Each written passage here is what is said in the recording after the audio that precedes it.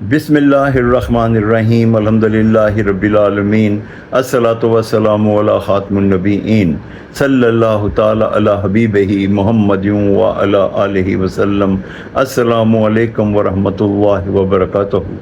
मेरी आज की हदीस जामिया तिर्मिज़ी 1922 नंबर।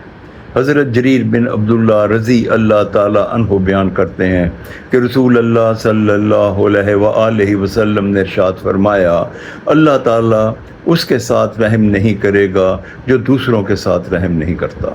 इस हदीस मुबारक का ये मफ़हूम है कि अल्लाह ताला को वो शख्स बहुत महबूब हैं जो दूसरों के साथ रहम करते हैं, उनकी हाजत रवाई करते हैं, यतीमों, गरीबों, बेवों, मस्कीनों का ख्याल रखते हैं, उनकी मदद करते हैं और उनके साथ शफ़क़त से पेश आते हैं।